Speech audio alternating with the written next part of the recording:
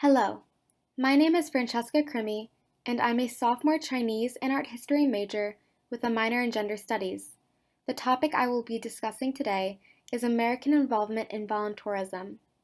I will be exploring the corrupt institutions of various programs based in the United States that offer voluntourism experiences to the general public, with my concentration on exploited children.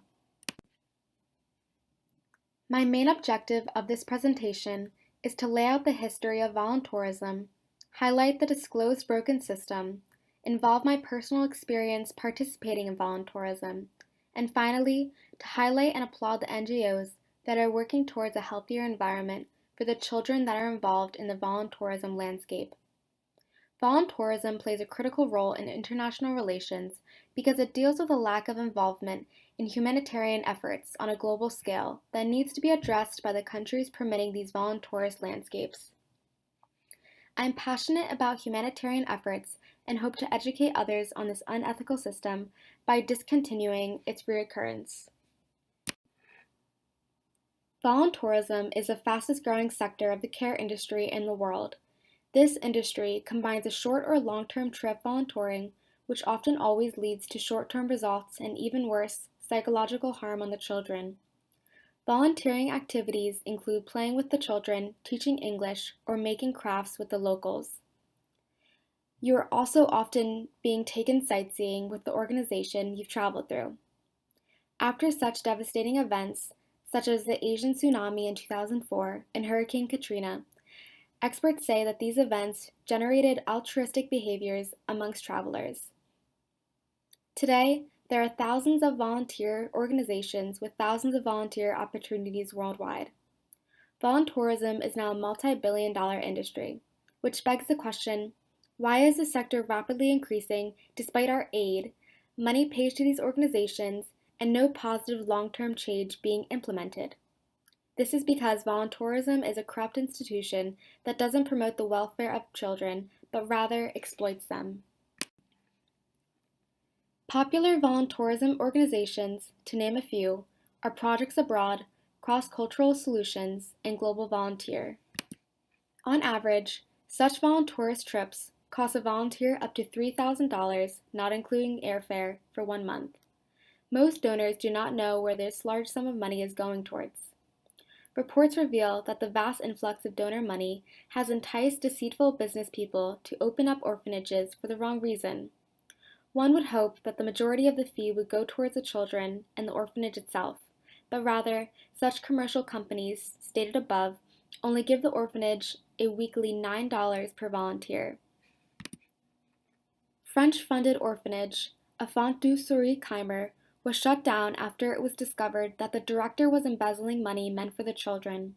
Because of this, the orphans were thrown into the street, traumatized, homeless, some developing mental problems, or even death. Yan Shanti and Kong Tai, 2 orphans from the orphanage, told Al Jazeera that the director forced the orphans to act happy to encourage more donations.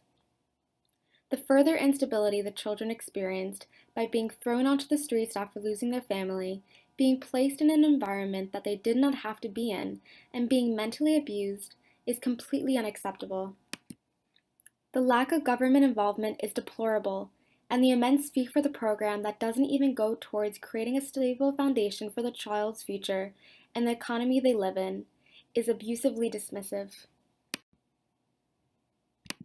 Well-intentioned volunteers are attracted to the idea of giving their questionably qualified aid to countries such as Cambodia, that was ravaged by civil war between the 1970s and 1990s. Since its return to reconciliation, there has been a boom of tourism with over 2 million visitors annually. The volunteers go in to attempt to help the war-torn country, as impoverished parents are equally tempted into giving up their children in response to promises of Western-style upbringing and education. This leads us to the startling statistic that over 70% of the estimated 10,000 orphans have at least one living parent. Most upsetting, these children that are reluctantly given up by their impoverished parents in hopes of giving them a more stable life and prosperous future are often exploited, and most horrifically, sexually abused. Between the years of 2012 and 2014, Matthew Dunham traveled to Kenya 4 times to volunteer at Upendo Children's Home, an orphanage in Nairobi. 2 years later, on the 7th of March 2017, 20-year-old missionary Dunham was sentenced to 40 years in federal prison after he was convicted of sexually abusing children at the same orphanage. A caretaker noticed Dunham's unusual behavior with the children and began to investigate the suspicious situation, which resulted in the children's confirming her speculations of Dunham's abuse. Federal authorities were notified, and an investigation was carried out by the U.S. Embassy in Kenya, the FBI, and the U.S. Department of State. In July of 2015, at an American District Court in Oklahoma, Dunham was convicted on 7 counts of abusing children aged 5 to 15. A Kenyan government official stated, "These are isolated cases.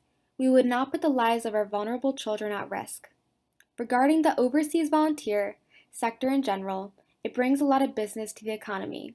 That's why, despite the many criticisms, we would not encourage a crackdown or get too strict. Quote closed. This statement discloses the truth about how countries that lack economic stability have self-seeking desires for the spread of voluntourism.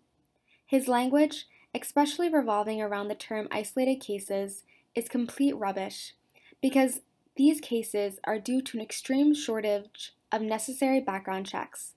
In the UK or the US, when applying to work in an environment that involves children, the employee or volunteer is required to provide a criminal records bureau check. This should unquestionably be a universal requirement to protect the safety of vulnerable children, uphold the ethical standards of the institution, and strictly state the expectations in any setting that has children, whether that be at the local YMCA or an impoverished orphanage in Kenya, because the children there are just as valued as the children here.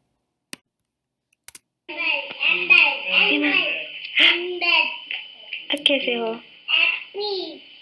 ठीक है? सीमा and दीदी? Hi.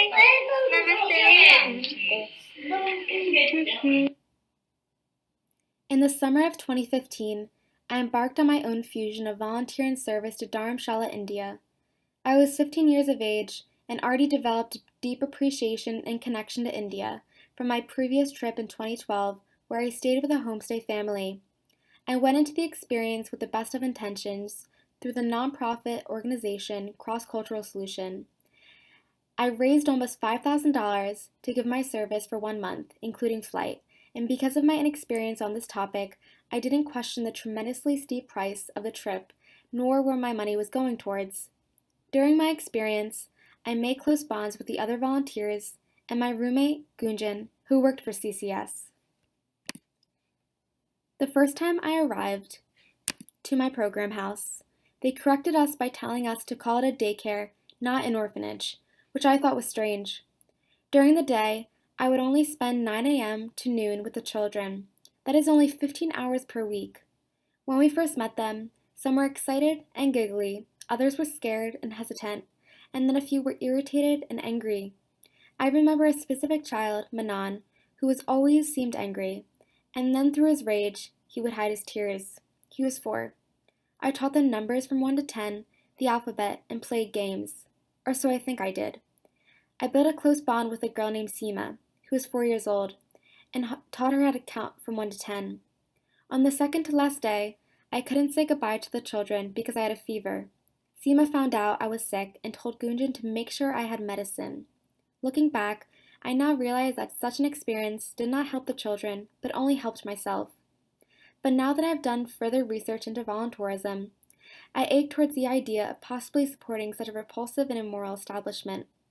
I recently looked up the program I went through in relevance to this presentation, and they no longer offer a trip to India. I painfully wonder what happened to the children.